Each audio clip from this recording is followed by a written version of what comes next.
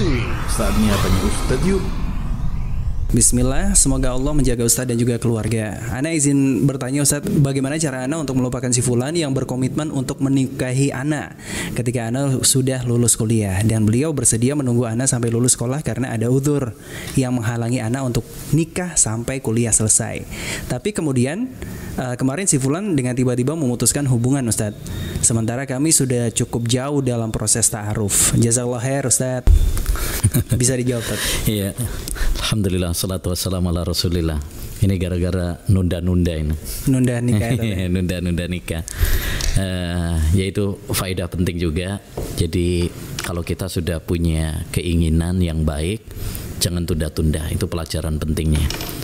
Karena menunda-nunda suatu kebaikan itu bisa menjadikan kita menyesal di kemudian hari. Makanya Khalid bin Medan pernah mengatakan, jika Allah SWT membuka pintu kebaikan untukmu, segera kamu lakukan. Jangan kamu tunda, karena kamu nggak tahu apakah pintu tersebut akan terbuka lagi untukmu atau tidak. Itu yang pertama. Yang kedua, kalau memang begitu ceritanya, ya sudah, kita pasrah, ridha dengan takdir Allah Subhanahu wa taala. Karena seorang mukmin, ya, dia percaya bahwa segala sesuatu yang ada di muka bumi ini sudah ditentukan sama Allah Subhanahu wa taala. Inna kulla syai'in khalaqnahu biqadar. Segala sesuatu itu kami ciptakan dengan takdir. Sudah ditakdirkan sama Allah Subhanahu wa taala, termasuk urusan jodoh. Itu sudah ditakdirkan sama Allah Subhanahu wa taala. Ketika hewan tersebut misalkan tadi nggak jadi menikah, ya berarti memang belum jodohnya.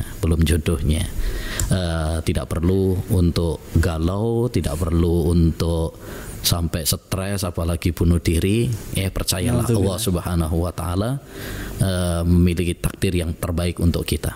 Mungkin kita sedih, tapi kita harus optimis bahwa Allah Subhanahu wa taala memiliki hikmah di balik takdir tersebut. Wa asa an takrahu syai'an wa huwa khairul lakum, wa asa an tuhibbu syai'an wa huwa syarrul lakum, wallahu ya'lamu wa antum la ta'lamun. Bisa jadi kalian membenci sesuatu padahal itu baik bagi kalian, dan bisa jadi kalian mencintai sesuatu padahal itu buruk bagi kalian. Allah mengetahui dan kalian tidak tahu. Jadi kita nggak tahu nih mana yang terbaik.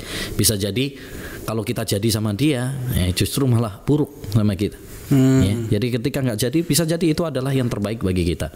Nanti Allah akan gantikan lelaki yang lain yang baik untuk kita, insya Allah ta'ala. Maka sekarang yang perlu kita lakukan, karena sudah tidak ditakdirkan, dia sudah nggak mau istilahnya sama anti, sudah